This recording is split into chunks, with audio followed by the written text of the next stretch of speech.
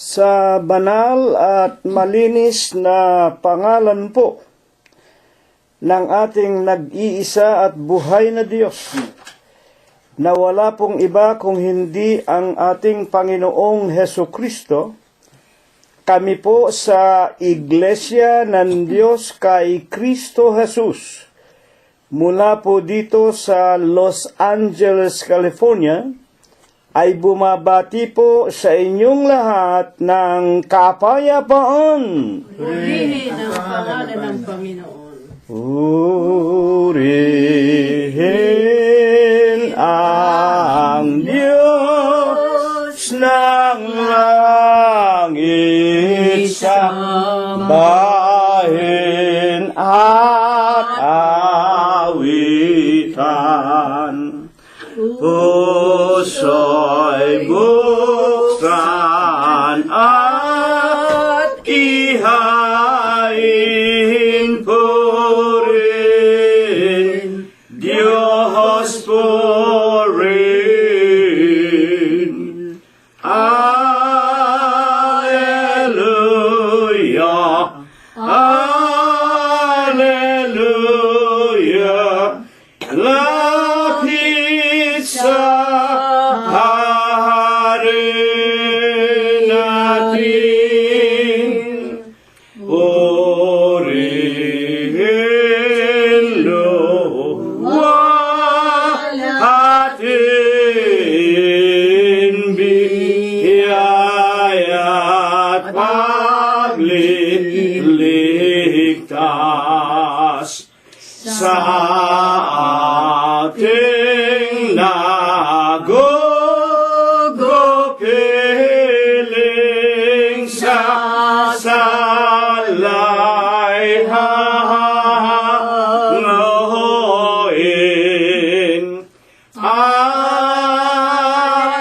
Alleluia, Alleluia, Gloria Patri Dei. Ang Diyos ay naghihintay, siya ay nauuaw. Dologin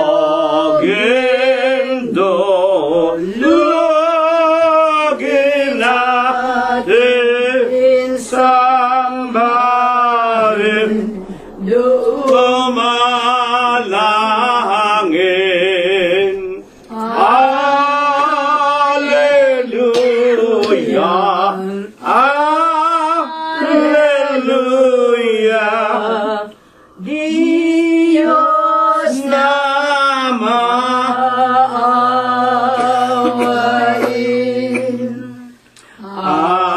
Angeles kay taasan, anak pupurihin.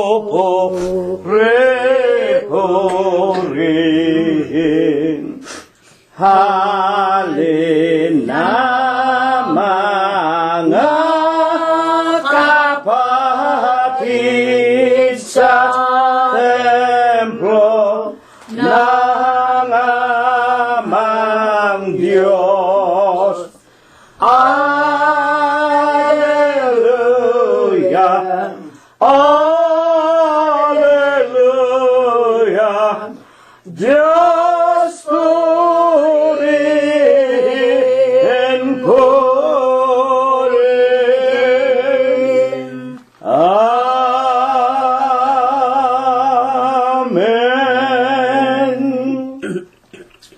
Purihin ninyo ang Panginoon. Purihin ninyo ang Panginoon mula sa mga langit. Purihin ninyo ang Diyos sa kanyang mga kaitaasan. Purihin ninyo siya, ninyong lahat niyang mga anghel.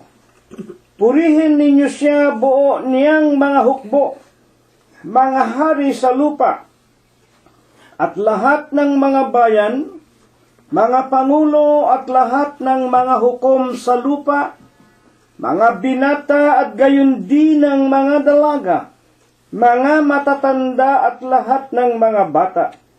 Purihin nila ang pangalan ng Panginoon. Magsiawit tayo sa Diyos ng mga bagong awit at ng kanyang kapurihan sa kapisanan ng mga banal. Sa makatwidbaga sa iglesia ng Diyos kay Kristo Jesus, kanyang pagagandahin ang kaligtasan ng mga maaamo. Purihin natin ang pangalan ng Panginoon. Purihin natin ang Diyos sa kanyang sanktuaryo. Purihin natin siya sa langit ng kanyang kapangyarihan. Purihin natin ang Diyos dahil sa kanyang mga makapangyarihang gawa.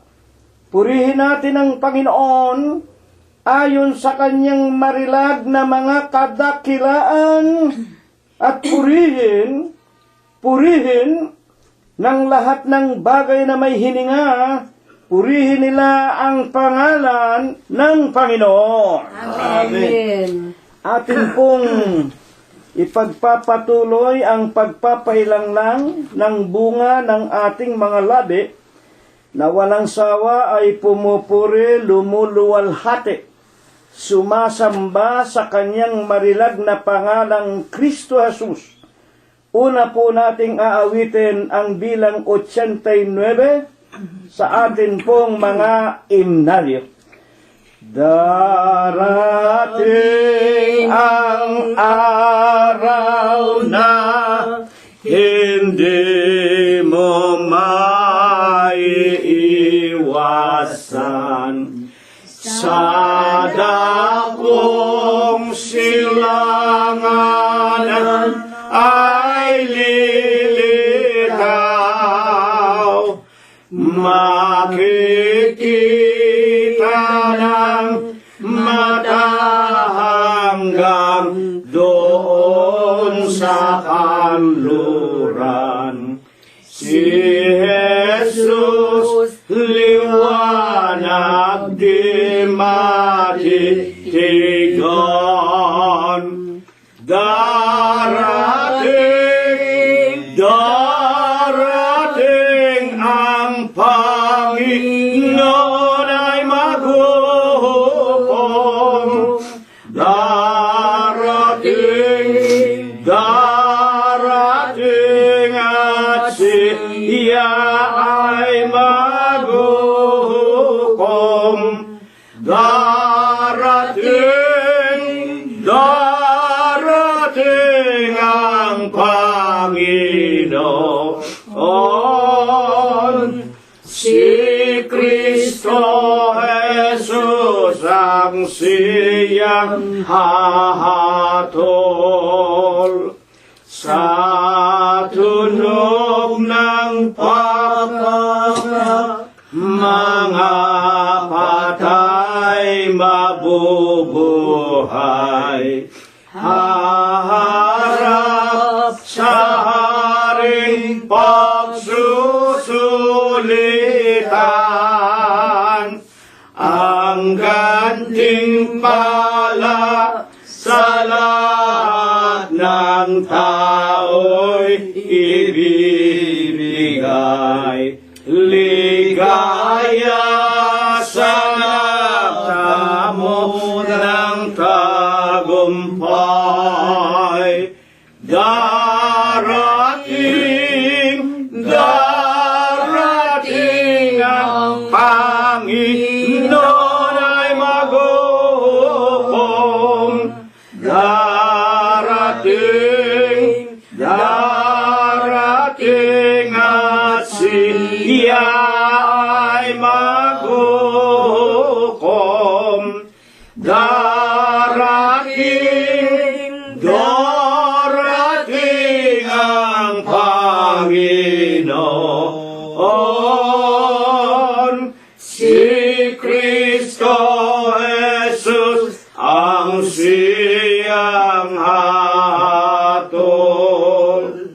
Ang krus nating pinasan, piliting maisalunga. huwag bayang mawala ng pag-asa. Sa tahanang Kristiyano'y sikapin mong mapasama. Huwag sa apoy na walang hanggang dusa. Darating ang Panginoon ay maghukom. Darating at siya ay maghukom.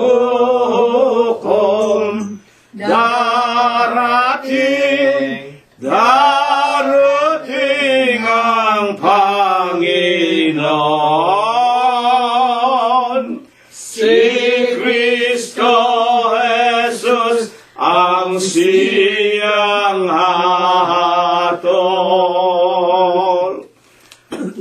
Purihin ang pangalan ng ating Panginoong Hesus Kristo. Susunod po nating aawitin ang bilang 15 sa atin pong mga imnaryo. Ngayoy hanaping masikap, araw ng pagliligtas. Kay Jesus na iyo'y tumawag, lumapit na may galak. Si Jesus hanapin, si Jesus ngayon din, ngayon siya'y hanapin. Si Jesus hanapin, si Jesus ngayon din, ang kaligtasan natin. Buhay natin ay marupok, singawi ka ni Jesus. Kaya't ngayon ay pasako sa kanyang mga utos. Si Jesus ay hanapin, si Jesus ngayon din, ngayon siya'y hanapin. Si Jesus ay hanapin, si Jesus ngayon din, ang kaligtasan natin. Ang bukas ay mapanganib sa buhay na tangkilik. Kaligtasan ninanais, ngayon hanapin pilit. Si Jesus hanapin, si Jesus ngayon din, ngayon siya'y hanapin.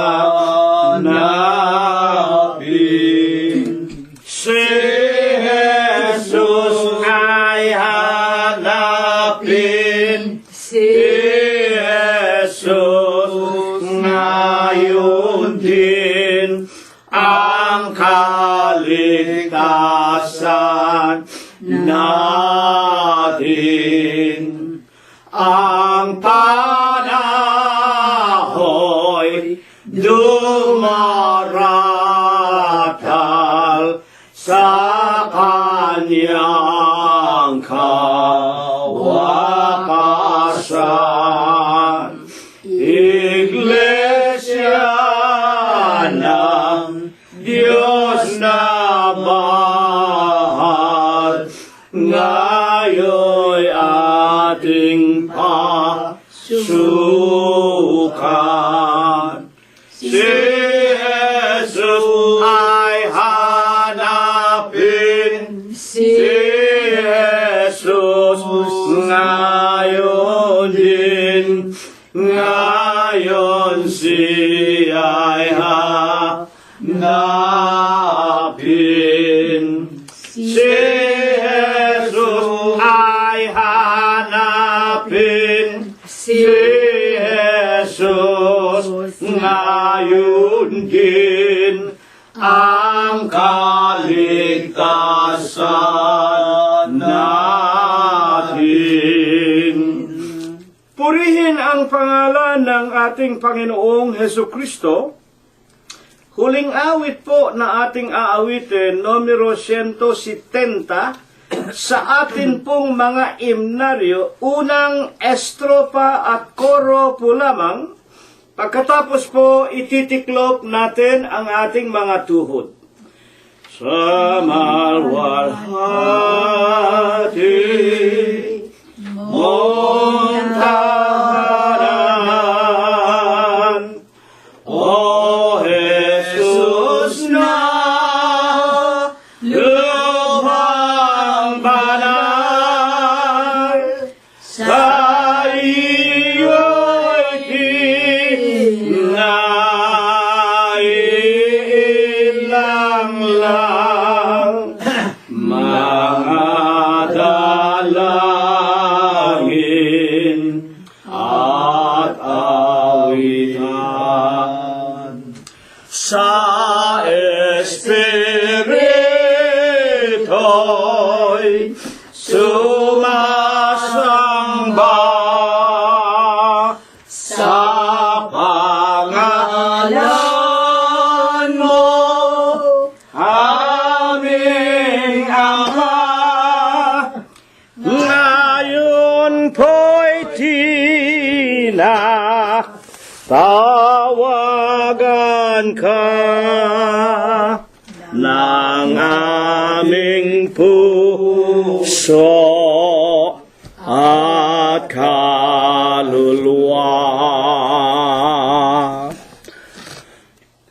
Dakilang Panginoon po naming Diyos, Panginoon po namin Diyos.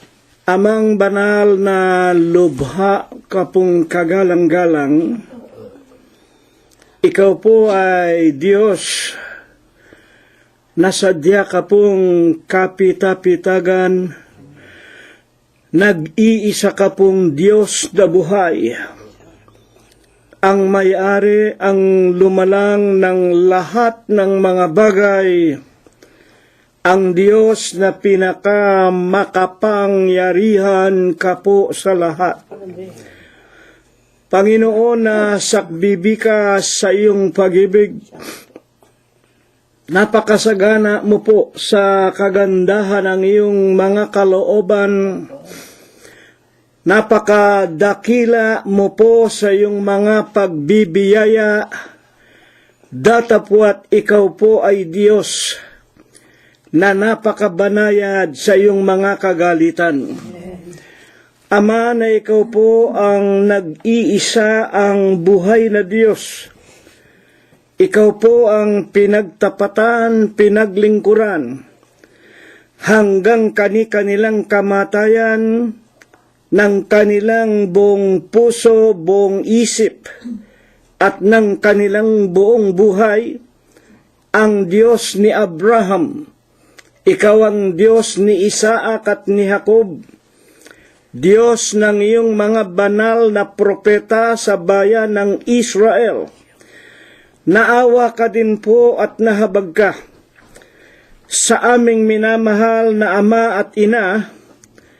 Tinawag mo po sila mula sa bunto ng karamihang mga tao, at kami po na kanilang mga naiwang mga mahal sa buhay.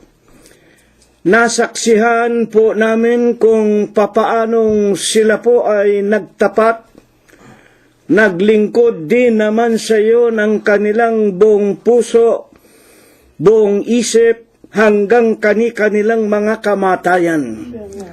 Ama, sa banal sakdal, napakamalinis na pangalan mo pong Kristo Jesus, ipinaiilang lang namin sa iyo ang aming mga tao sa pusong mga pagpapasalamat. Ama banal, pagkatapos po na kami po ay karinggan mo ng aming sama-samang tinig ng mga pag-aawitan, una na nga po dito sa iyong maralita, hamak at dampang bahay dalanginan sa Los Angeles, California, at sinasampalatayanan po namin maging sa tahanan ng iyong mga tunay na mananamba sa Espiritu mo po sa iyong katotohanan, at maging ng mga kaibigan po naming nangangalat sa buong sanglibutan, na sa pamamagitan po ng karunungang pinalago mo po sa huling araw, sila man po ay nangakarinig, sila man po ay nangakikipag-aral sa amin, bagaman malayo kami sa isa't isa, lubusan po naming sinasampalatayanan, sila po ay katuwang namin sa paglilingkod sa iyo sa Espiritu, at sila man po ay nakikipag-aral ng iyong mga kagilagilalas na katotohanan. Amen. Ama naming Diyos, tanggapin mo po ang aming mga tao sa pusong mga pagpapasalamat. Maraming salamat sa iyo, Amang Banal. 7 mga araw ang napakatulin ngunit napakamapayapa ipinaranas mo pong muli sa buhay naming mga magkakapatid, mga mag-aanak at mga magkakaibigan. At nalalaman po ng bawat isa sa amin na kami man po ay itinutulad mong karaniwang mga tao, na pinasasapitan mo rin po kami ng sari-saring karamdaman, ng mga luha at mga kalumbayan, maging ng mga mabibigat na karamdaman. Ama, sinasampalataya na namin, nagpaparanas ka sa buhay ng bawat isa sa amin. At kung kami man pinasasapitan mo ng sari-saring suliranin, Amang Banal, inaamin namin sa iyo, hindi namin maabot-abot ang iyong banal na kaluwalhatian. Marami pa rin kaming mga pagkukulang at mga kapintasan. Marami pa rin kaming nagagawang mga kalikuan na nalalaman naming hindi ito naaayon sa iyong banal na kalooban. Magkagayon man sa linggo ng umagang ito, ano man po sana ang maraming mga kasalanang nakikita mo sa amin, ituring mo na lamang po kabiglaanan, kamangmangan at mga kagipitan ng iyong mga hamak na mga nilalang. Huwag mo sanang gawing dahilan upang hindi mo kami pakainin at painumin ng iyong mga banal na mga salita, na lipos ng Espiritu at lipos ng buhay. Maawa ka sa amin, Amang Banal. Patawarin mo po kami sa lahat ng aming mga nagawang mga kasalanan. Ama naming Diyos, sa linggo po ng umagang ito, sinasampalatayanan po namin, ikaw po ang muling titindig sa aming mga kalagitnaan. Kakasangkapanin mo lamang ang iyong pinakahamak, pinakawalang kakabukabuluhan mo pong alipin. Sana po gamitin mo siyang tulad sa isang mabuting kasangkapan. Banalin mo po sana ang kanyang labi at ang kanyang dila at ang kanyang bibig. Sana po'y tulungan mong makapagsalita lamang ng mga katotohanan mula sa iyong mga banal na kasulatan. at sana'y langkapan mo ng bisa at ng kapangyarihan, na kung ito po ay mapakinggan ng mga kinauukulan, tumubo sa kanilang mga puso, at sila man po ay makasama namin sa paglilingkod sa iyo. At kami po ang mambanal sa pamamagitan ng iyong mga paggabay sa araw-araw, tutulungan mong kami maging mananagumpay hanggang doon sa ipinangangako mo pong buhay na walang hanggan. Amen. Ama naming Diyos, habang kami nakikinig ng iyong mga salita, hipuin mo po kaming lahat sa aming mga tirahan. Hipuin mo po, Panginoon, una na nga, ang marami sa aming mga mahal sa buhay, na pinasapitan mo po ng iba't ibang mga mabibigat na mga karamdaman, kung ang kanilang mga pagkakamali, ang siyang pagkakalob mo sa kanila ng mabibigat na karamdaman, kami na kanilang mga magulang na nangaglilingkod sa iyo, alang-alang man lamang sa aming paglilingkod, Panginoon, patawarin mo po sila't pagalingin. Itayo mo po't bigyan mo rin sila ng marami pang pagkakataon na sila may makakilala sa iyo, sila man ay makasama namin sa paglilingkod sa iyo hanggang aming mga kamatayan. Ama naming Diyos, sumasampalataya kami.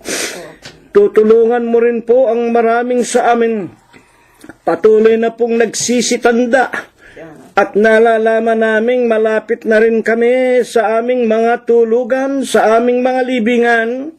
Pangunahin ang iyong hamak na alipin. Gayon din ang aking mahal na kabiyak, si kapatid na Rosita. Gayon din po si kapatid na Prospero at si kapatid na Glenda. Hindi mo rin po pababayaan si kapatid na Expectacion Valencia. At ang marami pang ang kanilang pangalan ay hindi na po nasasambitlan ng iyong hamak na alipin. Sinasampalataya na namin, hindi mo rin po sila pababayaan. At ang marami sa iyong mga anak na sa araw-araw ay naghihikahos pa rin sa paghanap ng ikabubuhay, pagbubuksan mo rin po silang lahat ng magagandang pintuan ng mga kapalaran. Amen. Ama, ang lahat po ng ito, sinasampalataya na namin, dinirinig mo po sa iyong banal na kaharian sa langit. Itinititig mo po ang iyong makapangyarihang paningin sa amin. Kami po iyong babasbasan at bebendisyonan sa pangalan mong Kristo Jesus, magmula ngayon, magpakailanman. Amen. Sa linggo ng umagang ito, ay husayin na po natin ang ating mga sarili. Tulad po ng malimit nating mapakinggan, charity must always begins at home.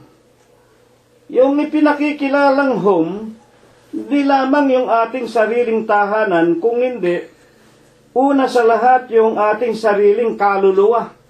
Ito ang ating bahay, itong katawan lupang ito. Siya nating ihanda, ipakita natin sa Panginoong Hesus na sa tuwing dumarating ang araw at oras na ito ng ating paglilingkuran, tayo ay katulad sa isang mabango, malinis, nakahanda, isang masarap na handog sa kanyang banal na harapan. Sa umagang ito, ipinaghanda po tayo ng Diyos ng isang bagong aralin na ito po tinitiyak sa atin, hindi po ito na ituturo ng halos lahat na mga nagsasabing sila'y mga Kristiyano. At masasabi ko po na kung ito man ay binabasa at binabanggit, ito po ay parang hangin lang na nagdadaan at hindi naiintindihan ng mga nakikinig. Sa atin po, sa Iglesia ng Diyos kay Kristo Jesus, buksan na po natin ang ating mga Biblia. Unahin po natin ang Bibliang Ingles na King James Version. Sa kanya pong Kapitulo 15, versikulo 5, Matthew chapter 15 and the verse is 5. Makinig po lamang tayong mabuti, mga kapatid. But you say, whosoever shall say to his father or his mother, it is a gift, by whatsoever thou mightest be profited by me. Sa pagkakasalin po sa Tagalog 1905 version, Mateo Kapitulo 15, versikulo 5, Datapwat sinasabi ninyo, sino mang magsabi sa kanyang ama o sa kanyang ina, yaong mangyayaring pakinabangan mo sa akin, ay hain ko na sa Diyos. Napakaganda po ng ating paksa. At ito po ay ibig ng Diyos na hindi lamang tayo, na iglesia ng Diyos kay Kristo Jesus ang makarinig. Kung hindi ang ibig ng Panginoon, ang lahat ng mga tao. At kung ano ang ibig ipakilala nito, ito po ang siyang ating tatalakayin at babasahin sa atin sa pamamagitan ng inyong lingkod. Datapwat sinasabi ko sa inyo, Mateo 15:5, sino mang magsabi sa kanyang ama, pakinig kayo, sino mang magsabi sa kanyang ama o sa kanyang ina, yaong mangyayaring pakinabangan mo sa akin ay hain ko na sa Diyos. Ano po ang ibig ituro dito ng Panginoong Hesukristo? Dito po meron siyang kinakausap. At ang wika ng Panginoon, sinasabi ninyong sino man na magsabi sa kanyang ama o sa kanyang ina, yaong mangyayaring pakinabangan mo sa akin, ang nagsasalita ay isang anak ko. Sino mang, anumang pakinabangan mo sa akin, ang sabi ng anak sa kanyang mga magulang, anumang pakinabangan mo sa akin ay hain ko na sa Diyos. Ano ang ibig ituro nito? Sabi ng Panginoong Hesukristo sa kanyang kausap, sinasabi ninyo na anumang pakinabangan ng isang ama o ng kanyang ina sa akin, anak, ito na ang hain ko sa Diyos.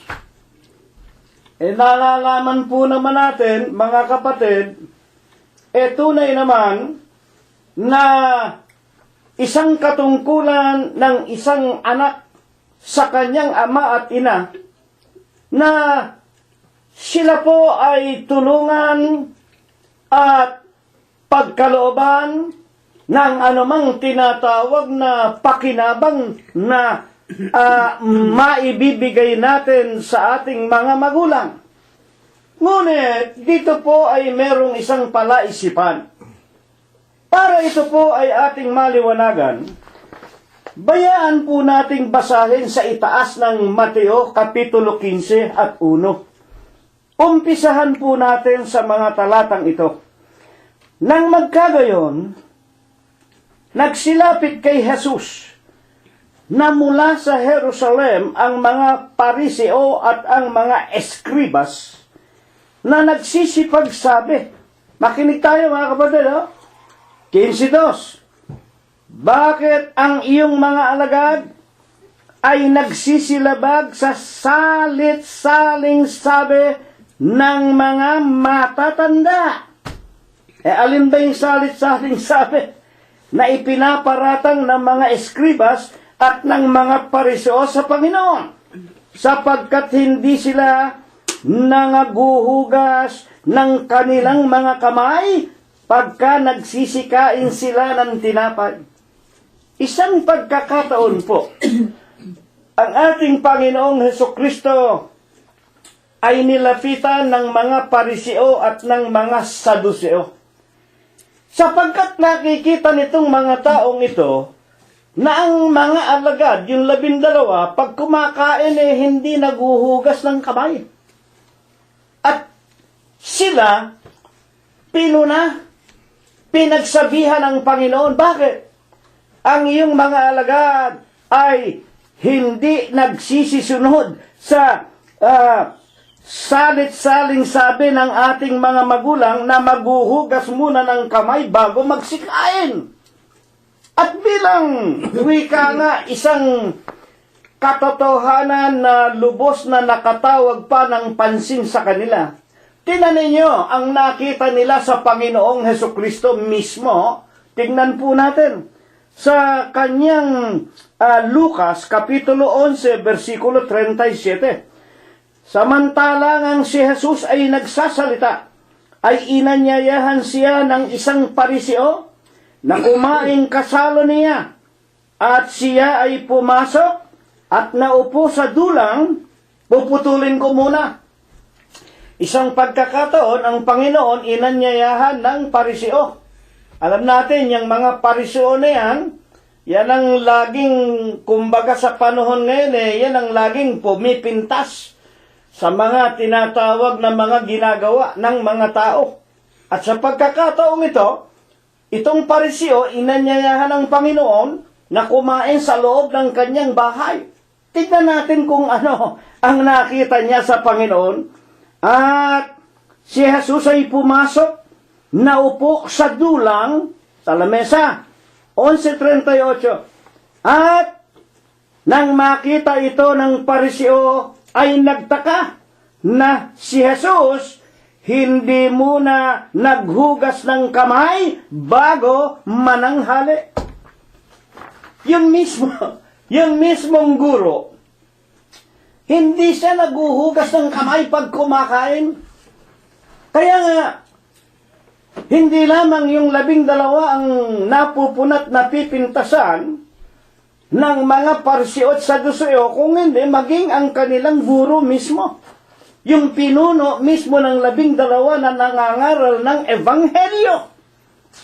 Sila ay napuna. Bakit hindi kayo naguhugas ng kamay bago kayo nagsikain? Para ito'y maliwanagan nating lahat. Ito po ay isang kautusan, panahon pa sa matandang tipan o panahon pa ni Moises o ng bansa ng Israel nang sila'y palabasin sa tinatawag na pagkaalipin sa imperyo ng Ehipto sa loob ng 400 taon. Ano ang ipinag-utos ng Diyos sa mga Levita o yung mga leader na siyang naghahandog sa Diyos noon sa pamumuno ni Moises? Bakit nang kapanahunan na ng bagong tipan, pinupuna kapag ang isang tao kumakain na hindi naguhugas ng kamay? Saan ba nagpasimula ang paghuhugas ng kamay bago kumain? Hayaan ninyo ang Biblia ang magpaliwanag. Exodus, Kapitulo 30, versikulo 17. At ang Panginoon ay nagsalita kay Moises na sinasabi, gagawa ka, ang Panginoon Diyos nagsalita, inutusan si Moses, gagawa ka ng isang hugasang tanso, at ang tungtungan ay tanso, upang paghugasan, at iyong ilalagay sa gitna ng tabernakulo ng kapisanan at ng dambana, at iyong sisidlan ng tubig. At si Aaron at ang kanyang mga anak ay maghuhugas doon ng kanilang mga paa. Pagka sila'y pumapasok sa tabernakulo ng kapisanan, maghuhugas sila ng tubig upang sila'y huwag mamatay. O pagka sila'y lumalapit sa dambana na mga ngasiwa upang magsunog ng handog na pinaraan sa apoy sa Panginoon, gayon sila maghuhugas. Makinig kayo.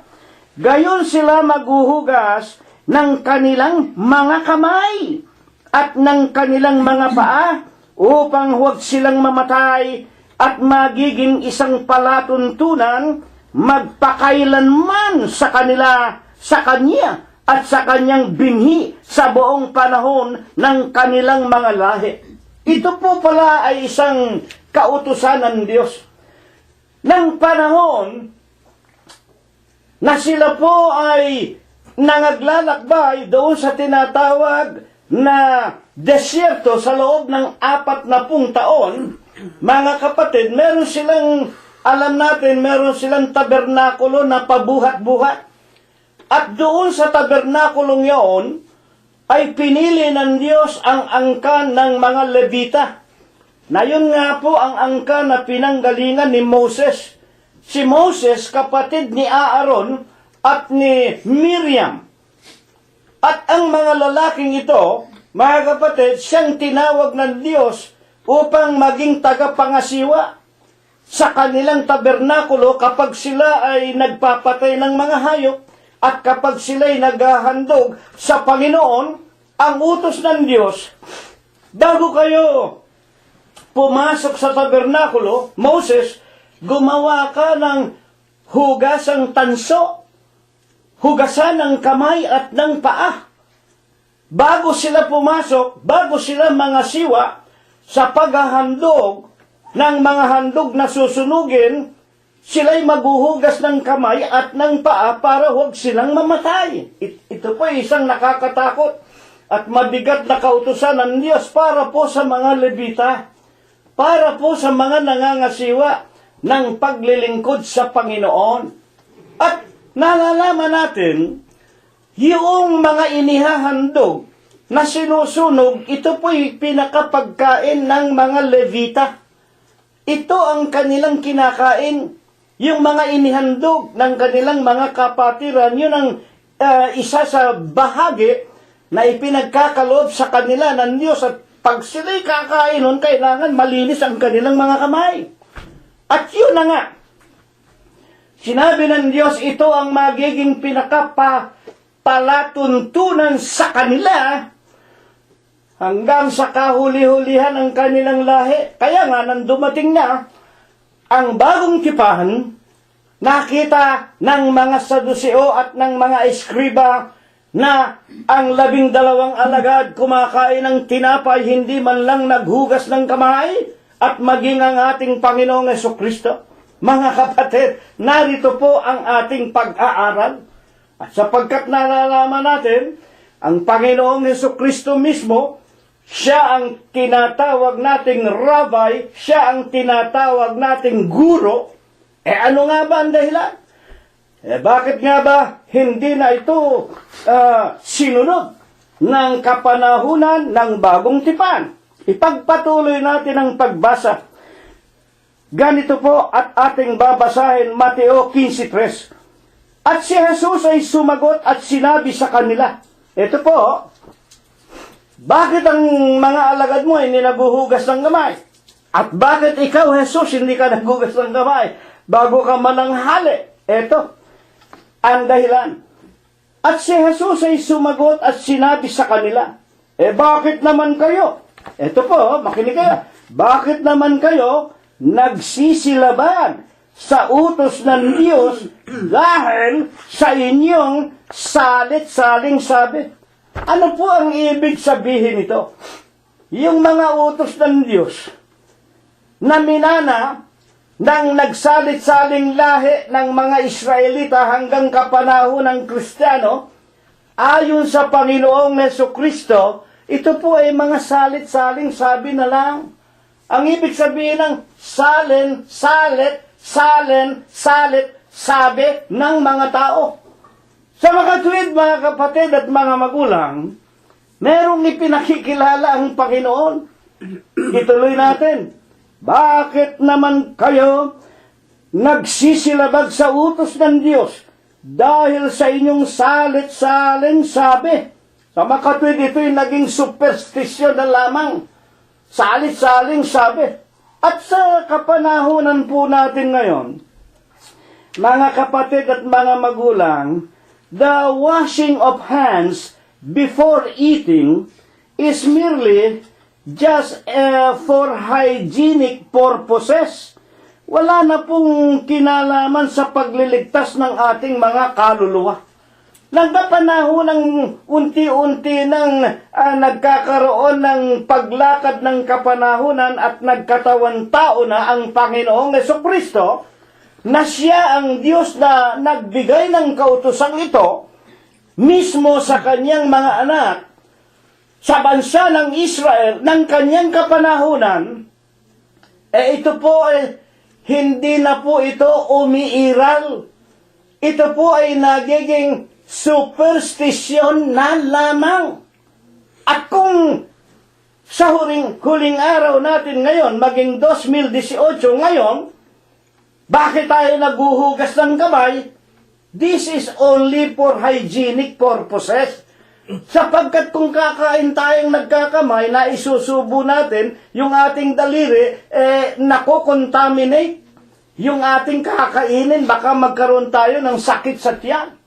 Kaya ito, ipinagbibilin din sa atin ang ating mga magulang at sa atin sa pag-aaral, mula pa nang tayo'y kindergarten, elementary, high school, koleyo, malimit din pong ituro, be hygienic. Tayo'y maglilinis, maghuhugas muna, bago tayo kumain.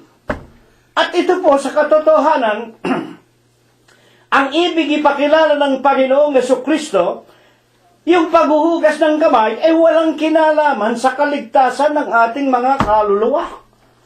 Mga ginigiliw naming mga tagapakinig, para lubos tayong maliwanagan pa man din, ang atin pong itatanong, ano po ba naman ang sinasabi ng Panginoong Hesukristo sa mga pariseo? Na sinabi ng Panginoon, bakit naman kayo nagsisilabag? Makinig tayo, bakit naman kayo? Sinasabi ninyo, hindi kami nabuhugas ng kamay bago kumain. Bakit naman kayo nagsisilabag kayo sa utos ng Diyos dahil sa inyong mga salit-saling sabi? Alin ba yan? Alin ba yung sinasabing utos ng Diyos? Ito nga po, mga kapatid, ang ating pinakapaksa.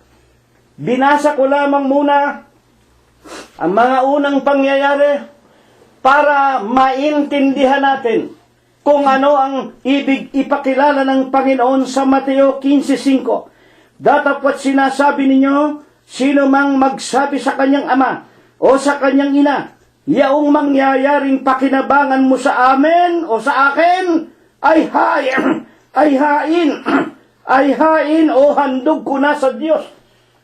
Kung baga sa panahon ngayon, marami po tayong nakikitang mga anak na mga anak na porke nakapagbibigay halimbawa ng buwanan, nakakatulong sa bahay, nakagagawa ng talagang mabubuting mga bagay para ikaligaya ng kanilang ama at ng kanilang ina, ano naman ang nangyayari? Napapabayaan po ang lalong mahalaga na mga sinasabi ng kautusan.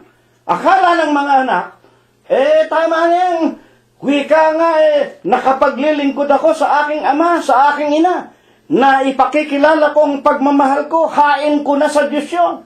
Yun ang pagsunod ko sa Diyos. Hindi po ba totoo yan? Akala ng maraming mga anak, sapagkat sila'y nakakatulong sa kanilang mga magulang, yan ang gift, yan ang handog ko sa Diyos, that is my offering to God. Mga kapatid at mga magulang, ito ang ibig ipakilala ng ating Panginoong Hesukristo. Dadapot sinasabi ninyo, Mateo 15:5, sinasabi ninyo na mga pariseo at mga saduseo, sino mang magsabi sa kanyang ama o sa kanyang ina, yaong mangyayaring pakinabangan mo sa akin, ay hain ko na sa Diyos. Ano naman ang nangyayari ayon sa ating Panginoong Jesucristo? Kapitulo 15, versikulo 6. Hindi niya igagalang ang kanyang ama at niwawalan ninyong kabuluhan ang salita ng Diyos dahil sa inyong mga salit-saling sabi. Mga tagapakinig at mga magulang. Sa makatwid, Yung pakinabang na ibinibigay ko sa aking ama, hain ko na sa Diyos yun. At yung mga anak, nagiging, akala ng mga anak, sukat na yun, tama na yun. Akala ng mga anak, lubusan ng nagagalak ang Panginoon sa kanila. Dadapwat ayon sa ating Panginoong Jesucristo, niwawalang galang naman ninyo ang inyong mga magulang. Bakit ang marami nga pong mga anak nagiging, nagiging spoil. Nagiging matitigas ang ulo. Sapagkat nakakatulong ako sa mga magulang ko Hain ko na sa Diyos yun. Ngunit sa Panginoong Jesucristo, mga kapatid, sang-ayon sa Kanya, ito'y pagpapawalang halaga at kabuluhan sa salita ng Diyos dahil sa inyong mga salit-saling sabi. Yung pagtulong sa mga magulang naging salit-saling sabi pa rin para sa mga Hudyo. At ibig ko na maunawaan natin na sa pagkakataong ito, nang ito'y salitain ng Panginoon, yun ang kasalukuyang nangyayari sa bansa ng Israel. Yung mga anak nagiging spoil because they are thinking that they are doing something big for the sake of their mother and father.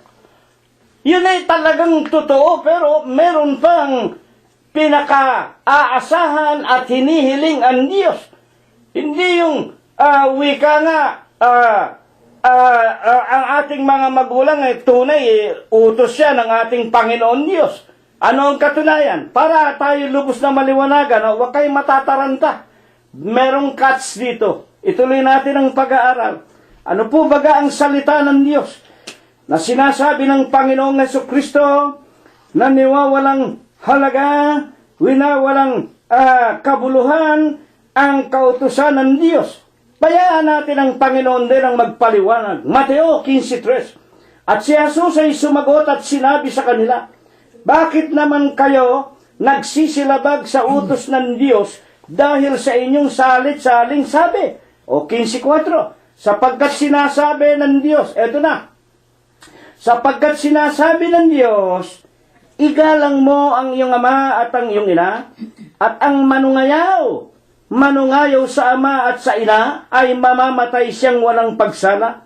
Saan ba nag-umpisa ang kautosang ito?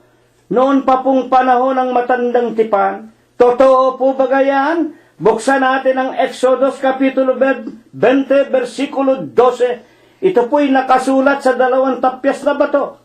Igalang mo ang iyong ama at ang iyong ina, upang ang iyong mga araw ay tumagal sa ibabaw ng lupa na ibinibigay sa iyo ng Panginoon mong Diyos.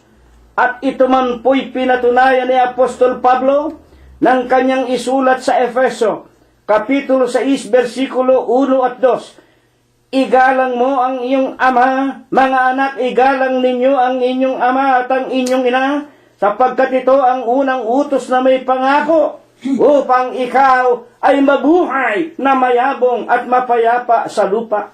Ito po'y talagang utos ng Diyos. Ito po'y talagang palatuntunan at itinatakpa, isinulat ng daliri ng Diyos sa 2 tapyas na bato. At ibig ng Diyos na maintindihan natin tayo na mga anak, lahat naman tayo mga anak para humaba ang ating buhay, wag nating pababayaan ang ating ama at ang ating ina. Talagang paglilingkuran natin. Pero, merong ipinakikilala ang Panginoong Jesus, mga kapatid. Bakit sinasabi ninyo ang wika sa 5:15 ng Mateo na ang anumang pakinabang na tanggapin mo sa akin, ako na anak, ito na ang hain ko sa Diyos? Parang ito'y mahirap na intindihin, no? Ngunit merong ibig na ituro ang Panginoong Jesucristo. Hindi lamang doon, hindi lamang sa pagtulong sa mga magulang nagtatapos ang mga palatuntunan ng Panginoong Diyos. Na ang mga bagay na ito ay naging salit-saling sabi ng mga Israelita. Naging, naging tulad na sa superstisyon. Ang ibig ituro ng Panginoon, hindi dahil sa salit-saling sabi. Hindi dahil sa ito'y itinuro ng ating mga ninuno, isinalin sa atin sa huling araw, upang ating wika nga ay siya ng panaligan na nakakagawa na tayo ng mga kautusan ng Diyos o nakakapaghandog na tayo sa Kanya. Ituloy natin ang ating pag-aaral. Ano po baga ang sinasabi ng Panginoong Hesukristo tungkol sa mga pamahiin? Ito po. Ano ang sinasabi ng Panginoon sa mga tao na dahil sa pamahiin nila, nagiging mapunahin sila? Katulad na nga ng mga Hudyo. Bakit hindi naguhugas ng kamay ang iyong mga alagad bago kumain? At ikaw rin, nang kumain ka bago mga nanghali, hindi ka naghugas ng kamay. Ang wika ng Panginoon, yun ay salit-saling sabi na. Ano nga ang paglalarawan ng Panginoon sa mga taong mapamahiin sang-ayon sa Kanya? Bayaan natin ang Panginoon ang magpatuloy ng pagtuturo. Babasahin ko po ang Kanyang kasagutan. Lucas, Kapitulo 11, versikulo 37.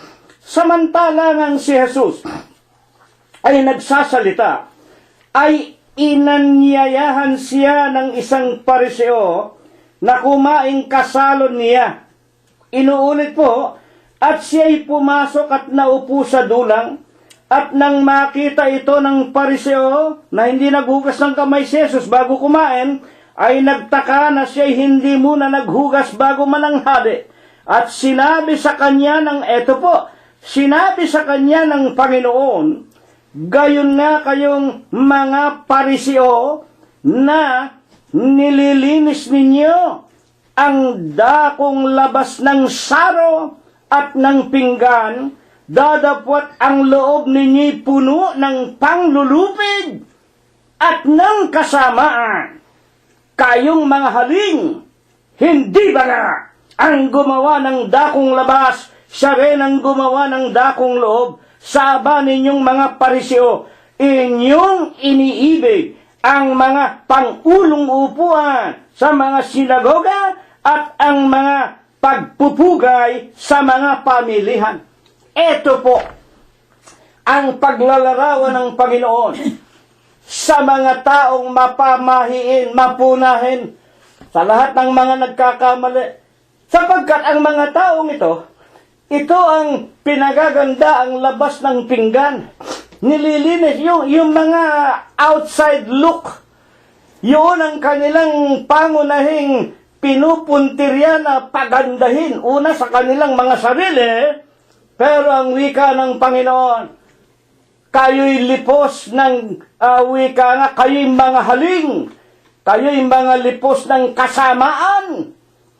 Sa makatwid po baga, yung pamahiin, hindi po ito makakabuti sa mga tao, lalo na nga kung ang isang tao ay nagsasabing siya ay naglilingkod sa Diyos.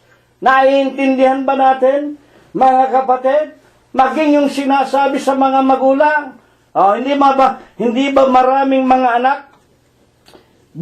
Pagka ang isang anak nakapagbibigay ng marami sa magulang, at ang magulang ay magsabi sa kanila ng isang bagay, ang mga anak ay nagiging wika nga, laging palaban at parang masama pa ang kanilang mga magulang na kinasangkapan ng Diyos upang sila'y lumabas sa sanglibutang ito. Hindi ba marami tayong nakikitang mga anak na mga lapastangan? Sapagkat mga anak na lapastangan, na dahil sa akala nila'y malaki nang nagagawa nila, na isusukli nila sa kanilang mga magulang, gayon na lamang mga kapatid, ang kanilang tinatawag na pagpapawalang halaga sa kanilang mga magulang na kinasangkapan ng Diyos upang sila ay isilang sa ibabaw ng sanglibutan. Sana po ay naiintindihan natin mga kapatid. Kaya bilang mga huling katanungan, alin nga po ba naman ang niwalan ninyong kabuluhan ang salita ng Diyos dahil sa salit-saling sabi. Dahil nga po sa salit-saling sabi, dahil sa salit-saling sabi, nawawalang kabuluhan yung mga salita ng Diyos. Bibigyan ko kayo ng isang halimbawa. Wag naman kayong magagalit, kayong mga nakikinig sa inyong bahay-bahay sa buong sanglibutan, lalo na nga po kayong mga kaanib sa relihiyon na ating kinagisnan. Unang-unang utos, eto, makinig kayo mabuti mga kapatid, unang-unang utos, sa 2 tapyas na bato, ako ang Panginoon mong Diyos na naglabas sa iyo sa pagkaalipin sa Ehipto. Huwag kang magkakaroon ng ibang Diyos maliban sa akin. Huwag tayong magkakaroon ng ibang Diyos maliban sa tunay na Diyos. Ano po ang karaniwang napapakinggan natin ngayon? Kapatid na Cirilo, napakaganda po ng mga aral ninyo sa Iglesia ng Diyos kay Kristo Jesus. Pero, hindi na po kami aalis sa pagiging Katoliko o pagiging Protestante sapagkat ito po ang napakinggan namin sa aming mga magulang. Ito po ang minana namin sa kanila. Ito po ang itinuro sa amin na dito na po kami, hindi na po kami aalis sa relihiyon na ito. Bagaman masama, mga kapatid, pinawawalang halaga ninyo. Dahil sa salit-saling sabi na napakinggan ninyo sa inyong mga magulang, nilalapastangan ninyo ang nakasulat sa 2 tapyas na bato na mga salita ng Diyos. Huwag kang magkakaroon ng ibang Diyos maliban sa akin. Ano naman ang ginawa ng relihiyon na inyong kinagisnan? Na natanggap ninyo, itinuro sa inyo, salit-saling sabi ng inyong mga ninuno, ipinamana sa inyo. Mga kapatid, Iglesia Apostolika Katolika Romana, sino ang pangulo ninyo? Ang Papa sa Roma, Vicarius Filii Dei, mga kapatid, kahalili ng Diyos. O kahalili ng ating Panginoong Jesucristo. At hindi lamang yun, napakarami. Yung sumunod na utos nga, huwag kang gagawa ng anumang larawang, ng anumang wangis ng nasa langit, nasa lupa at ng nasa ilalim ng tubig.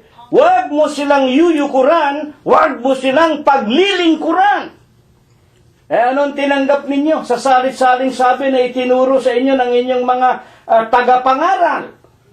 Hail Mary, Mother of Christ. Ginoong Maria, napupuno ka ng grasya. Santa Filomena, ipanalangin mo kami. Kung sino-sinong mga matagal ng mga patay na mga tao, niwawalan ninyo ng halala. Nilalapastangan ninyo. Alin? Ang mga salita ng Diyos. Dahil sa inyong mga salit-saling sabi. Yan po nangyayari sa ngayon. Mga kapatid at mga magulang. Ngayon, kaya't alin nga po baga naman ang niwawalan kabuluhan ng halos napakaraming mga tao dahil sa salit-saling sabi. Basahin po natin ang Lucas 11:41. Dadapwat, ilimos ninyo ang mga bagay na nasa kalooban ninyo. At narito ang lahat ng mga bagay ay malilinis sa inyo.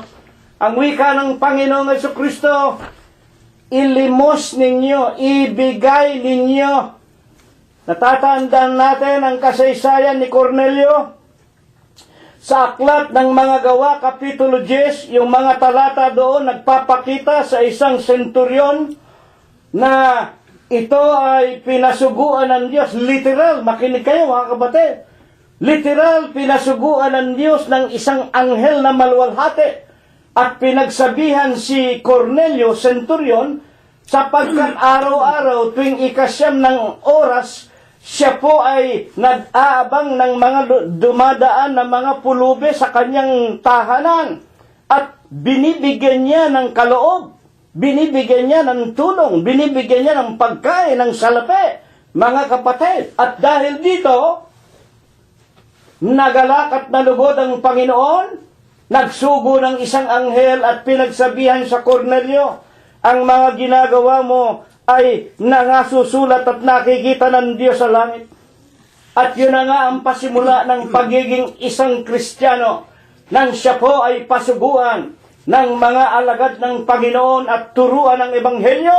At pagkatapos siya'y nagsabi, mga kapatid, kay Pedro, narito ang tubig. Ano ang hinihintay natin upang hindi mo kami bautismuhan? Si Cornelio, ayon sa kasaysayan at ang kanyang buong sangbahayan, ay tumanggap ng bautismo sa pangalan ng Ama, Anak at Espiritu Santo, na kung liliwanagin sa iglesia ng Diyos kay Kristo Jesus. Sa mga tuwid, ang nalalapastangan, ang nawawala ng pagpapakabuluhan na mga utos ng Diyos na nais niya na una nating gagawin, at hindi yung mga salit-saling sabi na ng ating mga ninuno, ng ating mga magulang, yung literal na pagtulong sa ating mga kapwa. Tulad na nga po nito ang wika ng Panginoong Jesucristo,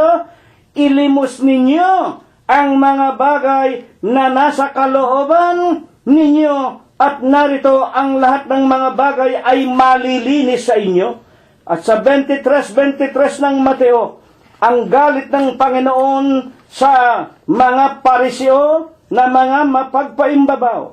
Sa aba ninyo, mga eskriba at mga pariseos, mga mapagpaimbabaw, sapagkat na nagbibigay kayo ng sa ikapo ng yerba buena, at ng anis at ng kamimo, at inyong pinababayaang di ginagawa ang lalong mahalagang bagay ng kautusan. Ano ba ang malaking bagay ng kautusan? Na dilibat ang katarungan, hustisya, at ang pagkahabag, pag-ibig, at ang pananampalataya. Mga iginagalang na mga tagapakinig. Yung mga paimbabaw, laging isputing niya. Laging makikinis, laging magaganda. Dadapot ang loob pala naman yan, napakasama ayon sa ating Panginoong Jesucristo.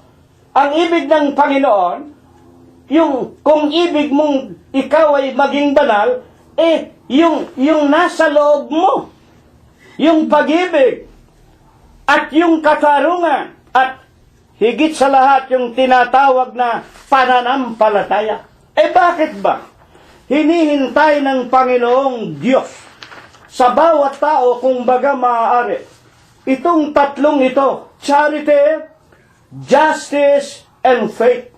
Bakit kailangan na ang isang tao, mga kapatid, ay mabuhay na sa kanyang kalooban ay bubukal ang pag-ibig, katulad ni Cornelio na centurion na namamahagi sa mga mahihirap, literally speaking, mga kapatid at mga magulang. At ang tinatawag na pagkahabag, pag-ibig, at yung tinatawag na katarungan at ang pananampalataya. Ano ba ang ninanais ng Diyos sa tao? Bakit kailangan na tayo magkaroon ng pananampalataya? Unahin po natin, basahin natin ang Ebreo, Kapitulo 11, versikulo 6. Sapagkat kung walang pananampalataya, ay hindi maaaring maging lugod sa Diyos, sapagkat ang lumalapit sa Diyos dapat sumampalataya na may Diyos at siya ang tagapagbigay ganti sa mga sa Kanya ay nagsisihanap. Kung wala tayo palang una na nga yung pag-ibig sa ating kapwa. Kaya nga sinabi ng Panginoon una, ibigin natin ang Diyos ng buong puso, buong lakas, buong isip, buong buhay natin. At pagkatapos ang ikalaway ito, ibigin mo ang iyong kapwa-tao gaya ng pag-ibig mo sa iyong sarili. Sa dalawang kautusan na ito, nauuwi ang 2 tapyas na bato. At ang mga propeta, hindi na mangangailangan pa ng ibang mga kautusan. Una, pag-ibig sa Diyos ng buong puso, buong isip at buong lakas. Ikalawa, pag-ibig sa ating kapwa-tao, kung paanong ibig mo na ikaw ay maligtas, maligtas ka sa lahat ng anumang mga masamang bagay, at ikaw ay makarating sa kaharian ng langit, gayon ang ating igagante, gayon ang pag-ibig na gagawin natin sa ating kapwa. Ituturo natin sa kanila kung ano ang natutuhan natin sa Panginoon. Ibibigay natin sa kanila sapagkat ito ang ibig niya na ating masunod upang tayo po ay maging mga anak niya at sa ikalawang pagparito'y tinitiyak na magkakaroon tayo ng buhay na walang hanggan. Mga kapatid at mga magulang, kung walang pananampalataya, hindi magiging kalugod-lugod sa Diyos. Alin nga kapatid na si Rilo, ang talagang pinakapuntos ng ating pag-aaral sa ating paksa na ito, na sa 15:5 ng Mateo'y sinasabi ninyo, ito po, ang ating Panginoon ang nagsasalita at ang kausap niya yung mga mapagpaimbabaw. Makinig kayo mga kapatid, sinasabi ninyo, kayo na mahiligin sa superstisyon, na sino mang magsabi sa kanyang ama o sa kanyang ina, yaong mangyayaring pakinabangan mo sa akin, ay hain ko na sa Diyos. Period. Alam ba ninyo ibig sabihin nito? Hinihinuha ko na noong kapanahon yon, itong mga Hudyo na ito, talagang nagiging palatuntunan na nila, talaga namang utos ng Diyos palatuntunan na nila na huwag pabayaan ang kanilang mga magulang, tulungan, bigyan ng tulong, at huwag pababayaan, at para sa kanila, tama na yun. Nakapaglilingkod na kami, nakapaghahandog na kami sa Diyos. Ano ba? Ano ba ang talagang handog na ibig ng Diyos na magawa ng kanyang mga tunay na mga anak? Sapagkat doon sa kahudyuhan, para bang period na doon para bang tunay naman, utos ng Diyos, sana huwag kayong matatarang tao, talaga namang utos ng Diyos, tutulungan natin ang ating mga magulang. Pero bukod doon, hindi po nagtatapos doon. Meron pa pong higit na mahalaga. Alin nga yan? Na talagang makakalugod na handog sa Diyos. Bayaan natin ang Biblia.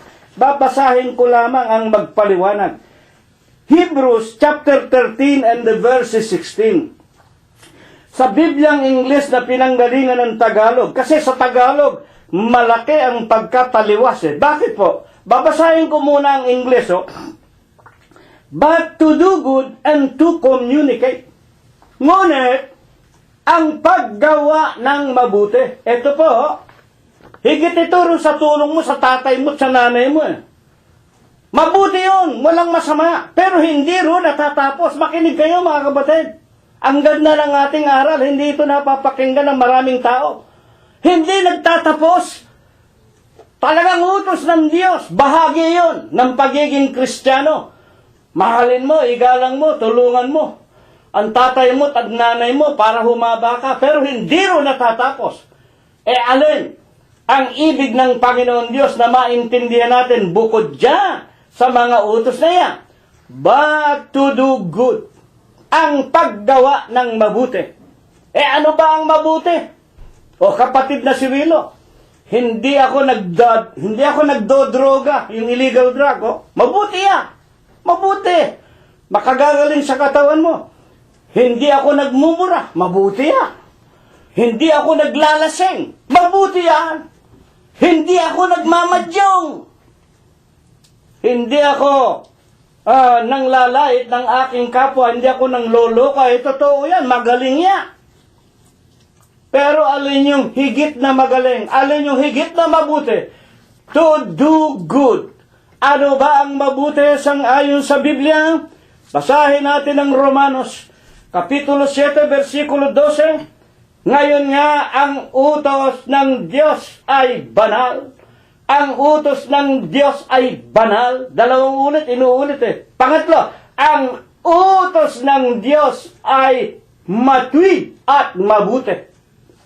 Sa mga tuwid, yung mga moralidad, yung mga kabutihan, yung pag-ibig natin sa ating mga magulang, mga kapatid, ang lahat ng iyan ay mabuti.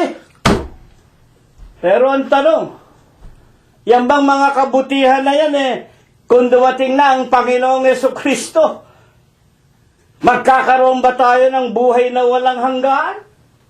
Yan po ang magandang tanong. Alin lang ang makapagpapapasok sa atin? Alin po lamang ang mga kautusan ng Diyos na magbibigay sa atin ng tinatawag na kasiguruhan na kung maging mabuti tayo sa Panginoon Diyos, hindi sa mata ng ating kapwa-tao. Naku, si Cirilo hindi na naglalango, hindi naglalasing. Si Cirilo hindi naninigarilyo.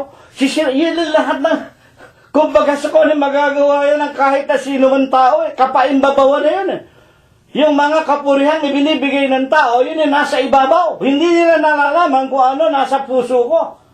Mga kapatid, ano ang ibig ng Diyos na makita sa puso natin na naghahangad na makarating sa langit? Ang utos ng Diyos, banal, matwid at mabuti. Sa makatwid, ang paggawa ng mabuti. Sa makatwid, ang pagsunod sa utos ng Diyos na banal, matwid at mabuti. Ano ang utos ng Diyos? Ang utos ng Diyos, mga kapatid at mga magulang, ang wika ng Diyos, Malakias Kapitulo 3, versikulo 7, panahon pa ng inyong mga magulang, kayo'y nagsilayuna sa akin, manumbalik kayo sa akin, ako ay manunumbalik sa inyo. Utos ng Diyos siya. Ay talagang mabuti yung hindi ka nag-illegal drug, hindi ka nagsasabu, hindi ka nagmamarihuana. Mabuti yan. Pero hindi ka ipapanik sa langit niyan. Merong mabubuting utos ang Diyos na kung susundin natin, pagbibigay ng buhay na walang hanggan. Panahon pa ng ating mga magulang. Alin nga yung panahon ng ating mga magulang? Yung binigay kong halimbawa kanina, kapatid na Cirilo. Ito po ang ipinamana sa amin ng lelong namin, kalelong-lelongan, salit-saling sabi. Katoliko kami, sumasamba kami kay Mama Mary. Kabilin-bihin na ng Diyos Huwag nating gagawin, sa impyerno tayo. Mga kapatid, hindi tayo ipapanik sa langit ng tinatawag na mga bagay na ganyan. Maging ng mga bagay na mabubuti tulad ng ating paksa.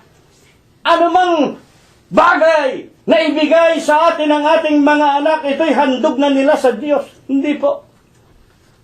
Yun ay pagsunod lang sa utos ng Diyos, pero hindi yun handog na hinahanap ng Diyos.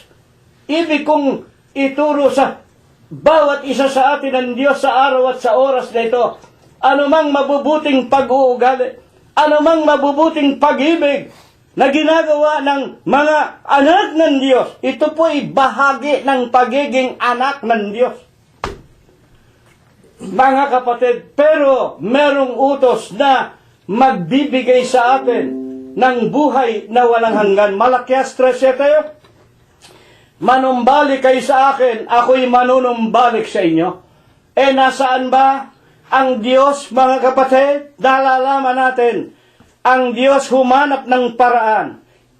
Ikalawang Samuel 14:14, sapagkat tayo'y mamamatay na walang pagsala, na katulad sa tubig, na kung mabuhos sa lupa'y hindi na makukuha pang muli, ni nag-aalis man ang Diyos ng buhay, kung hindi ang Diyos ay humanap ng paraan upang ang tao na natapon sa lupa. Bakit? Sumamba sa mga larawan Sumamba, naglingkod sa mga maling aral, sa mga utos, aral ng mga tao. Tito 1:14, sumunod sa mga utos, salit-saling sabi ng mga Hudyo, salit-saling sabi ng mga tao, na mga aral utos ng mga demonyo. Unang Timoteo Kapitulo 4, versikulo 1 hanggang 5. Mga kapatid, manumbalik kayo sa akin. Ang ibig sabihin ng Diyos, umalis na kayo sa mga iglesyang itinayo ng tao at ng mga demonyo. Bumalik na tayo sa Diyos. nasaan ang Diyos? Humanap ng paraan upang tayo mula sa pagkatapon magkaroon ng buhay. Anong ginawa ng Diyos na paraan? San Juan Kapitulo 1, versikulo 1 ng pasimula ay berbo. Ang berbo ay sumasa Diyos at ang berbo ay Diyos. Ang lahat ng bagay ay ginawa niya nung berbo. Langit, lupa, sanglibutan, ginawa niya. Pati tayong mga tao. Ang lahat ng mga bagay ay ginawa niya. At kung wala siya, kung wala yung Diyos, kung wala yung berbo, walang bagay na nagawa. Anong ginawa? Para tayo magkaroon ng para tayo makabalik sa Diyos. 1:14 ng San Juan, nagkatawan tao ang berbo. Nagkatawan tao ang Diyos. Sino nga yung nagkatawan tao? Unang Juan Kapitulo 1, versikulo 1 hanggang 3. Yung aming nakita, yung aming nahipo, yung aming nakasama. Sino yun? Ang Panginoong Hesukristo. Ngayon, paano natin masusunod yung utos na mabuti? 12:26 ng San Juan. Kung ang sino man ibig maging lingkod ko ng Panginoon, sumunod sa akin. Kung saan ako naroon, doon ang lingkod ko. Yan ang pagbalik sa Diyos. Pagkatapos na maliwanagan natin ang magagandang aral na ito, sana'y katukin tayo ng Diyos, kayong mga Katoliko, kayong mga Protestante, kayong mga sugong anghel, kayong mga iglesia, diksyonaryo ng Biblia. Umalis na tayo sa kanila. Sumunod na tayo sa Panginoong Hesukristo. Saan ba naroon ang Panginoong Hesukristo? Colossus 1:18. Si Kristo ang ulo ng katawan. Christ is the head of the body. Alin ba yung tinatawag na body o katawan? Sa makatwidbaga ng iglesia. Ano ba ang ibig sabihin ng iglesia? Ito'y salitang Griego. Sa Tagalog, katawan ng Diyos. Nalimutan bang lagyan ng pangalan yung iglesia na katawan ng Diyos? Unang Tesalonica 2:14. Sapagkat kayo mga kapatid ay nagsisitulad, tutularan na lang natin Hindi na tayo pwedeng magtayo pa ng iglesia. Meron nang nakatayo, iisa lang, isang katawan. Tutularan na lamang natin. Unang Tesalonica 2:14. Kayo mga kapatid, patungkol sa atin sa huling araw, tayo nagsisitulad. Kanino? Sa iglesia ng Diyos. Saan itinayo? Sa Jerusalem ng Hudiya, na nasa Hudiya. Sino nagtayo? Sino may-ari? Kay Kristo Jesus. Iglesia ng Diyos kay Kristo Jesus. Ngayon, kapag natupad na natin ang pagsunod sa Panginoon, at tayo'y naging bahagi na ng katawan ng Diyos, sa anong paraan tayo magiging katawan ng Diyos?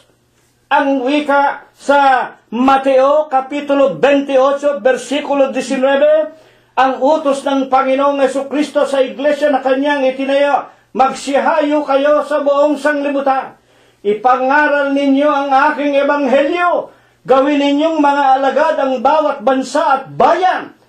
At ang sumasampalataya, bautismohan ninyo sa pangalan ng Ama, Diyos, sa pangalan ng Anak, Kristo Jesus, sa pangalan ng Espiritu Santo. Ano ang Espiritu Santo? Sa 63 ng San Juan, bawat salita na sa inyo'y aking sinasalita, pawang Espiritu at pawang buhay. Kaya nga sa Romanos 10:17, dumarating ang pananampalataya sa pakikinig. Ang pakikinggan, salita ng Panginoong Hesukristo. Kaya kami nangangaral ng ebanghelyo para makinig kayo at naway tawagin kayo ng Diyos. Buksan ng Diyos ang mata ng inyong mga puso. Magkusang loob kayo, kapatid na Cirilo. Bautismohan ninyo kami sa pangalan ng Ama, Anak at Espiritu Santo sa iglesia. ng Diyos kay Kristo Jesus. Ngayon, kapag tayo po nakagawa na ng mabuti, ano ang hinihintay sa atin ng Diyos pag iglesia na tayo ng Diyos kay Kristo Jesus? Balikan natin, no? Hebrews 13:16. To do good. Nasunod na natin ang mga kautusan, no? Yung utos na mabibigay sa atin ng buhay. To do good. Salita, utos ng Diyos. And to communicate. Pag membro na tayo, we will communicate. Sa Tagalog, ang paggawa ng mabuti at ang pamamahayag. Communication. Pangangaral. Kaya muna kong binasa sa English kasi sa Bibliang Tagalog, 13:16 ng Ebreo, ang paggawa ng mabuti at ang pag-aabulong. Alam po ninyo, sawang-sawa na kami. Kaming mag-aanak, ilan ang iglesia ang pinanggalingan namin. Ang mga magulang namin, unang-una, naging mga Katoliko. Nakaw! Nandumating ang mga Amerikano, mga kapatid, merong sugong anghel daw, napasama tatay ko dyan. Ang mga Manalo. Iglesia ni Manalo. Nako! Abuloy dito, abuloy dyan. Ikapu dito, ikapu dyan. O pagkatapos, mga kapatid, unti-unti binubuksan ng Diyos ang mata ng aming puso. Naging membro din ang mga magulang namin ng Emelit, Iglesia Metodista and Las Islas Pilipinas. Pagkatapos nga po, naging mga iglesia ng Diyos, kuno, mga kapatid, na wala rin ginawa kundi abuloy dito, abuloy niya.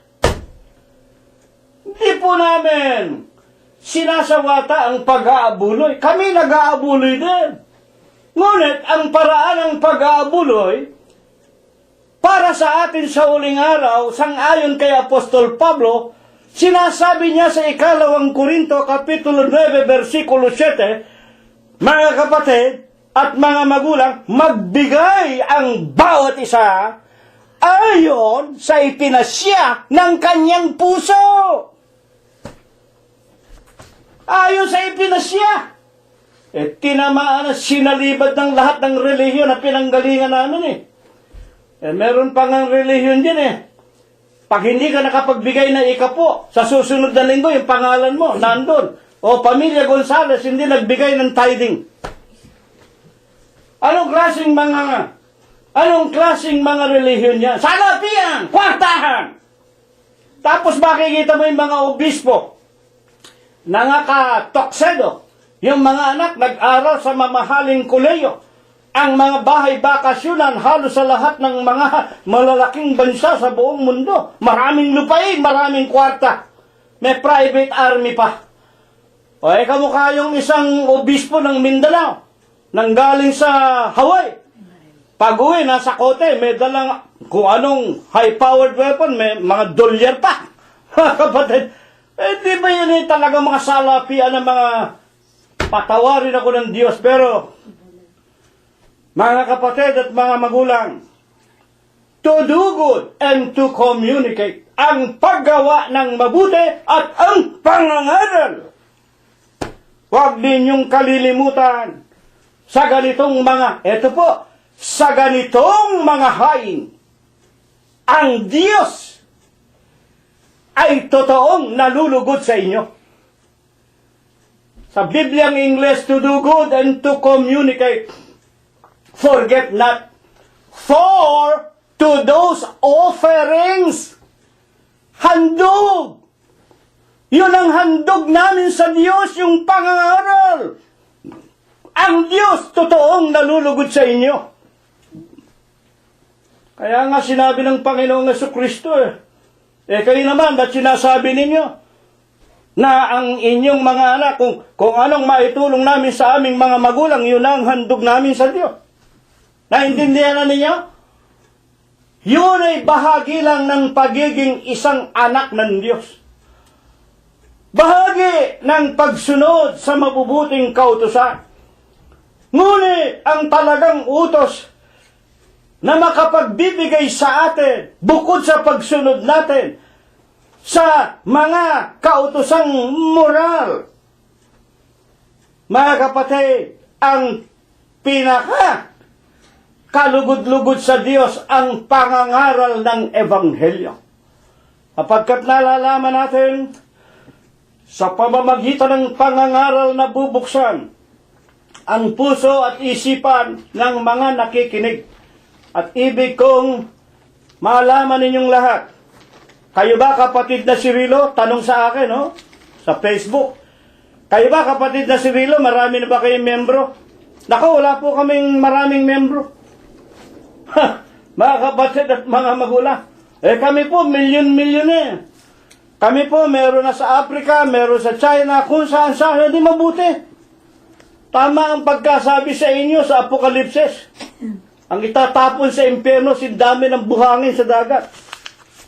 Ang iglesia po, hindi paramihan. At ibig kong malaman ninyo, kahit ang isang tao gusto niyang makarating sa langit, kung hindi naman siya pahihintulutan ng Diyos, o hindi siya loloobing makarating sa langit, tulad sa sinasabi sa San Juan, Kapitulo 14, versikulo 6, ako ang ilaw, ako ang daan, ako ang buhay, ang wika ng Panginoon. Sino man hindi makaparoroon sa Ama sa langit, maliban sa pamamagitan ko. Kung hindi ka tawagin ng Panginoon, paano ka pararatingin sa langit? Paano ka dadalhin o papayagang makarating sa langit? Ang wika ng 14:6. Ako ang buhay, ako ang ilaw, ako ang daan. Mga kapatid, sino man hindi makakaparoon sa Ama kung hindi sa pamamagitan ko? Paano ka pararatingin ng Panginoong Jesucristo? Una-una tinatawagan mo si Mama Mary. Kaliwa-liwanag, Pilipos, Kapitulo 2, versikulo 10. Sa pangalan ni Jesus, hihingi ka, tatawag ka. Kayo naman tumatawag kay Mama Mary, kay Kalunsad. Mga kapatid, kayo mga iglesia naman kayo ng diksyonaryo ng Biblia, ang galing ng inyong obispo. Dinidiyos ninyo yung obispo ninyo. Yung kapurihan dapat sa Diyos, inilalagay ninyo sa tao. Kung patay na yan, wag namang mangyari. Kung patay na yung diksyonaryo ng Biblia ninyo, paano? Wala na. Buksan ninyo ang mata ng inyong mga puso. Mga kapatid, mag-aral tayo. Magsama-sama tayo sa katotohanan ito.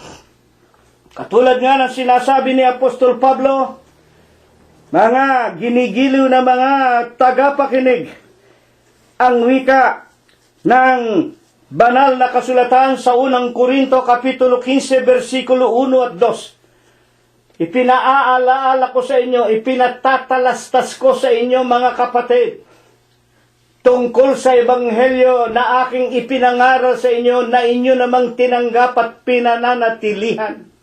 Sa pamamagitan naman nito, sa pamamagitan ng Ebanghelyo, ligtas kayo kung matama ninyong sinusunda. Maliban na kung kayo'y sumampalataya ng walang kabuluhan. Sa maraming mga tao, ang pagbabasa ng Biblia, baliwala. Sa maraming mga tao, ang paglilingkod sa Diyos, iglesia, karaniwan lang yan ako ikay Kristiyano.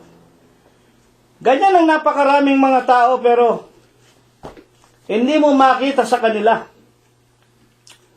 yung ibig ng Diyos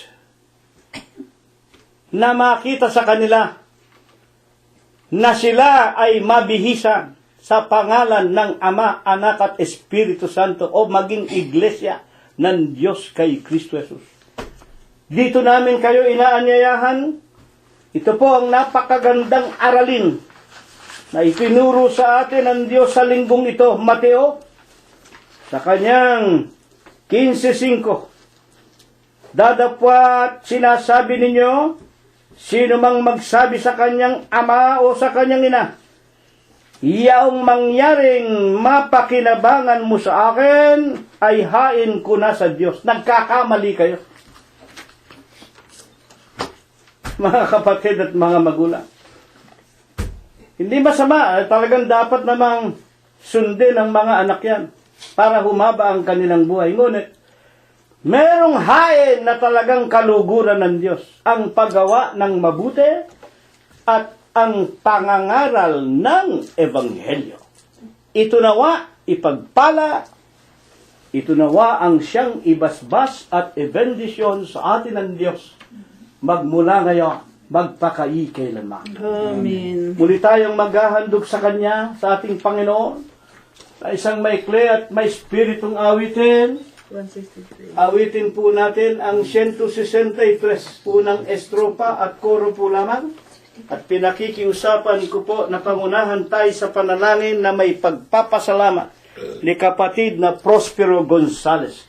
Tatayo tayo mga kapatid. 163. Mapalad Ilang sakdalang lakad sa utos ay gumaganap kay Kristo Jesus na palilingap, salita'y laging tinutupad, salita ng Diyos, ilaw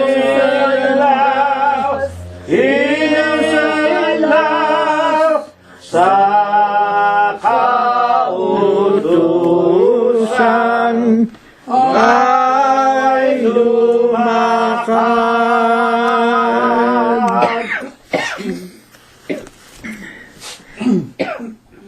Dakilang Panginoon po naming Diyos, Panginoon po namin Diyos, Amang Banal, Ikaw po ang Diyos na pinakamakapangyarihan sa lahat. Amen. Ikaw po ang lumikha ng lahat ng mga bagay. Ikaw din po ang buhay na Diyos na nananatili ka pong buhay magpakailan-kailanman. Amen. Kadluan ka po ng awa at ng pagpapahinuhod. Siya nga po, Ama. Mang Banal, muli po kaming nagpapailan lang ng amin pong taos-pusong mga pagpapasalamat sa iyo. Po sa iyo, Panginoon. Maraming salamat po, dakilang Diyos. Una't higit sa patuloy mo pong pagpapautang sa amin ng aming mga hiram na buhay. Amen. Salamat din po, Amang Banal, sa kapayapaang damang-dama naming nagbubuhat sa iyo. Salamat po, Panginoon, sa walang sawa mo pong mga pagpapala, mga pagbibiyaya mo po, hindi lamang sa iyong abang mga lingkod. Ngunit batid din po namin namang banal at lubos naming sinasampalatayanan. Patuloy mong pinaagos ang iyong kahabagan at mga pagpapala sa amin pong mga minamahal sa buhay na aming mga anak, amin pong mga apo, ng amin pong mga manugang at sa marami naming mga kamag-anakan sa laman na nasa iba't ibang dako ng sanlibutan. Amen. Dakila ka po aming Diyos. Dakila ka po Amang Banal. Sinasamba ka po namin sa Espiritu mo po at sa iyong mga katotohanan. Amen. Sa umaga pong ito, dakilang Diyos, salamat po. At muli mo pong binusog ang aming mga kaluluwa ng iyong mga banal na mga salita. Salamat sa iyo, Panginoon. Amang Diyos, sa magulong daigdig na aming ginagalawan, batid naming ikaw po lamang ang patuloy na gumagabay sa amin. Amen. Amang Diyos, wag na wag mo po kaming pagsasawaan ng iyong mga pamatnubay. Amen. Sapagkat tunay, sino sa amin at saan kami patutungo kung ikaw ay wala sa bawat isa sa amin. Siya nga po, Ama. Mang Diyos, aming inilulog sa iyo. Patuloy mong kahabagaan ng iyong mga lingkod. Pawiin mo sa amin ang aming mga sama ng loob. Siya nga po, Ama. Patatagin mo ang aming pananampalataya sa iyo. Tulungan mong makita mo kaming nabubuhay lumalakad ng lalong higit nang naaayon sa iyong kabanal-banalang kalooban. Amen. Dakilang Diyos, muli po kaming maghiwa-hiwalay na mga magkakapatid. Mang banal, muli kaming maghahanap ng aming mga pagkakakitaan, ng aming marangal na mga ikabubuhay, maging ng aming mga kamag-anakan sa laman. Dakilang Diyos, Ikaw pa rin ang aming nag-iisa at mahabaging Diyos. Siya nga po. Patuloy mong kahabagaan ang bawat isa sa amin. Amen. Sa sino mang merong mga karamdaman, mga suliranin sa buhay, merong mga kabagabagan sa aming mga malalapit na mga kamag-anakan, Ama, hipuin mo ang bawat isa sa amin. Pawiin mo ang lahat ng mga iyon. Palitan mo ng kapayapaan sa lawat labas ng aming mga tahanan. Amen. At lalong higit, patatagin mong lubos ang aming dakilang pagkakilala at pananampalataya sa iyo. Amen. Ama, Ikaw ang aming Diyos, ang Diyos na pinaglingkuran ng aming mga magulang. Amen. Kung meron kang nakikitang kapintasan, kung meron ka pang nakikitang bahid ng kasamaan sa sino man sa iyong mga lingkod, maging sa aming mga minamahal sa buhay, kahabagan mo po ang bawat isa sa amin. Palitan mo ito ng iyong kahabagan. Gawin mo po kaming sakdal sa iyong kabanal-banalang harapan. Amen. Amang Diyos, lubos ang aming mga pananampalataya Siya nga po. na Ikaw pa rin ang patuloy na gagabay. Ikaw pa rin ang hahawak sa aming mga buhay.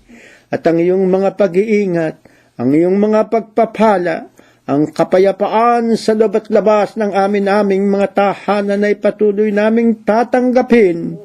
Ang lahat po ng ito, dakilang Diyos, ay magalang po naming idinadalangin sa pamagitan po ng marangal, malinis at dakilang pangalan ng amin pong tagapagligtas, ang Panginoon pong Kristo Jesus.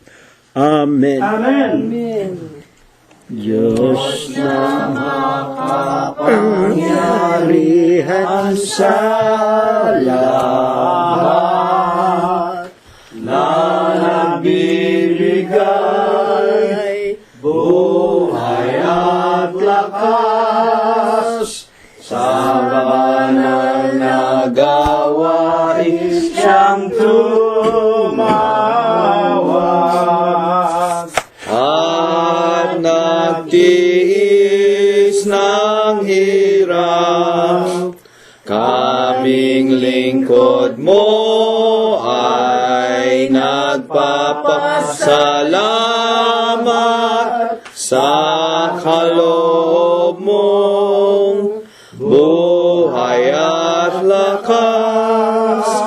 Dalangin namin sana'y maging dapat tanggapin mo, Diyos ko. Panginoon po naming Diyos, Ama namin lubhang banal, makapangyarihan sa lahat. Ikaw po ang aming tanging Diyos na gumagabay sa basa sa amin. Panginoon, muli sa hapon ito, Panginoon, kami po naniklo sa iyong harapan at kami po nakinig na po mga ginagawa mga aral. Kaya po, kami magpapasalamat sa mga aral ito sa lahat yung makabutihan sa basa sa amin. Tagapin niyo po sa inyong harapan ang mga salaping amin na pagkayanan. Nanawa ito po yung magamit ng inyong kapangasiwaan, makatugon na rin Ama sa lahat ng mga taon na ngailangan. Amen. Higit sa lahat po, Panginoon, sana po ang mga salaping ito maging sangkapan sa paghasik ng Ebanghelyo sa ibabaw ng sanlibutan. Amen lang po sa mo, Panginoon, sa iyo na sa inyo, huwag ng sasawaan at sa mga susunod linggo na aming mabuhay. Makita kami naglilingkod at maawil po ni walang bayad sa mga kapintasan. Muli, Panginoon, sa po ito magkakabalik kami magkakapatid. Iba sa amin tutungo sa kanilang mga tahanan, iba na may tutungo sa kanilang paghanap buhayan. Loobin niyo po ang mamarating namin, ang lahat ay mga patutungo na ligtas, lahat ng makapamakan. Amen. Panginoon, marami kami may kalama, dahil dapat kami maasa ng mga ito idadadag po sa amin. Kaya po ang lahat ng mga bagay, magalang po namin nihiling sa dakilang parang Diyos Jesus, namin Diyos at dakilang tagapagligtas. Amen. Amen. Ang Ama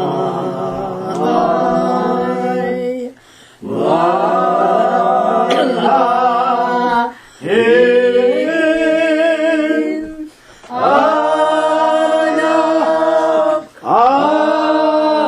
ating purihin, Espiritu